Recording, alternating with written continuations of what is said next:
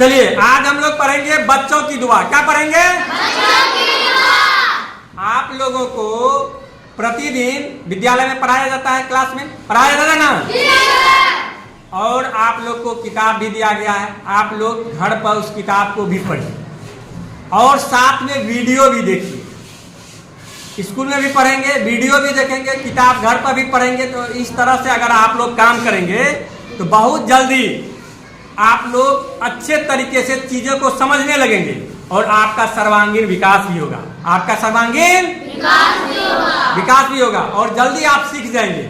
इसलिए कंटिन्यू पढ़िए भी, वीडियो भी देखिए। अगर आप किसी कारण से विद्यालय नहीं भी आ पाए तो वीडियो देख करके आप अपनी सिलेबस को पूरा कर सकते हैं। वीडियो को देख करके अपनी सिलेबस को पूरा कर सकते हैं। इसलिए हमेशा प्रयास कीजिए कि प्रतिदिन क्लास भी आवे, और क्लास अगर छूट गया नहीं आ पाए तो वीडियो को जरूर देखें। चैनल को सब्सक्राइब कर लीजिएगा, वीडियो आपके पास नियमित रूप से जाएगा, है ना, क्योंकि प्रतिदिन पढ़ाई का तो वीडियो भेजते ही हैं आप लोगों के पिताजी के मोबाइल तक।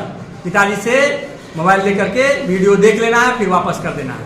ठीक है, केवल पढ़ाई के लिए मोबाइल लेना है और जैसे ही पढ़ाई खत्म हो जाए फिर मोबाइल पापा को वापस कर देना है। चैनल को सब्सक्राइब कर लेंगे और प्रतिदिन वीडियो भी देखेंगे। ठीक है, चलिए अब हम लोग बच्चों की दुआ। बच्चे का क्या कहना है?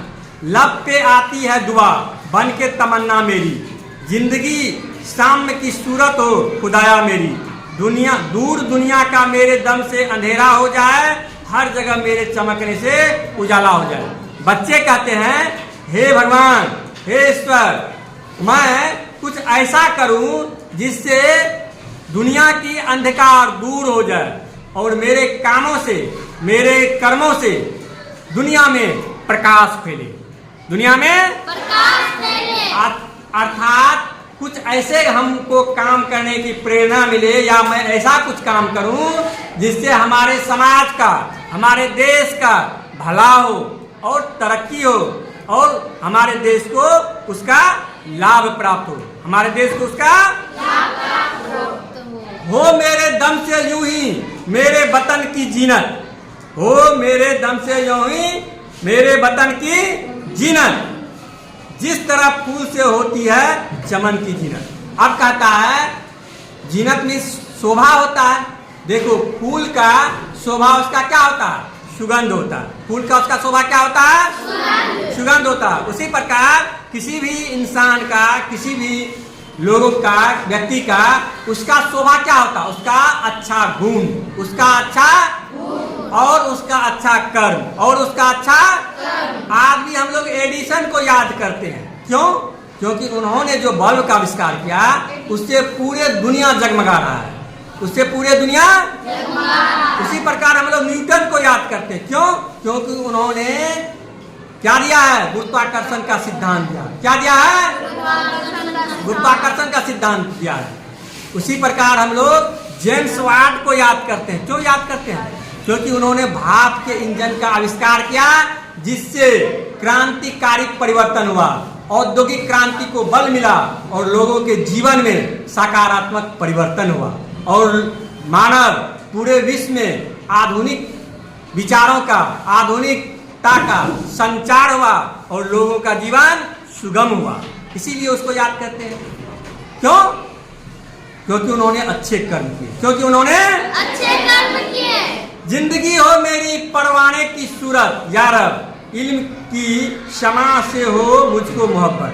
कहता है, हे प्रभु, हे ईश्वर, हमारी शिक्षा से, हमारी कार्य से हमें और हमारे समाज को आगे बढ़ने का प्रेरणा मिले, आगे बढ़ने का प्रेरणा मिले और हम अपने समाज में कुछ अच्छे कर पाए, हम अपने समाज में कुछ अच्छे कर पाए। हो मेरा काम गरीबों की हिमायत करना, दर्दमंदों से, अजीफों से मोहब्बत करना। कहता है मेरा जो काम हो वह गरीबों की हिफाजत करना हो, गरीबों की मदद करना हो, बेसहारों की। समाज में बहुत सारे लोग रहते हैं जिसमें गरीब भी रहते हैं, वृद्ध भी रहते हैं, दलित, शोषित, वंचित भी रहते हैं, असहाय व्यक्ति भी रहते हैं, असाध रोग से पीड़ित लोग रहते हैं, विकलांग लोग भी रहते हैं और समाज का हाशिए पर धकेला गया लोग भी रहते हैं, जो अभावों से ग्रस्त रहता है, जो अभावों से ग्रस्त रहता है। ऐसे लोगों को सहयोग करने की आवश्यकता होती है, ऐसे लोगों को सहयोग करने की आवश्यकता होती है। तो कहता है हे ईश्वर, हमें ऐसी गुण दे, मैं इन लोगों का सहयोग कर सकूं, सहायता कर सकूं, मदद कर सकूं, इनके साथ समन्वय और सामंजस्य कर सकूं, परोपकार कर सकूं और एक अच्छे समाज का निर्माण कर सकूं। मेरे राम बुराई से बचाना मुझे, नेक जो राह हो उस राह पे चलना सिखाए मुझे। कहता है मुझे बुराइयों से बचा दे, हे प्रभु, हे ईश्वर, हमें बुराइयों से बचाइए और मुझे नेक रास्ते पर चलने का शक्ति प्रदान कीजिए, हमें नेक रास्ते पर चलने का शक्ति प्रदान कीजिए। हमारे बच्चे का ये क्या होता है? सपना होता है। इस कवि ने बच्चे के सपने के बारे में कहा गया है। आप लोग भी देश का भविष्य हैं, आने वाले समय में आप लोगों के हाथ में ही देश का बागडोर होगा, देश को आगे ले जाने की जिम्मेदारी होगा। अगर आप अच्छे तरीके से पढ़ेंगे, अच्छे कर्मों में लगे रहेंगे, तब ना अच्छे तरह से आगे ले जा पाएंगे देश को। अगर आप अच्छे तरीके से काम नहीं कर पाएंगे तो ले जा पाएंगे देश को आगे? ले जा पाएंगे? नहीं। तो इसलिए आप लोग मन से पढ़िए, आगे बढ़िए, समाज को भी आगे ले जाइए, क्योंकि आप पर भविष्य की जिम्मेदारी आपके कंधे पर है, भविष्य की जिम्मेदारी आपके कंधे पर है। तो आज के लिए इतना ही, धन्यवाद।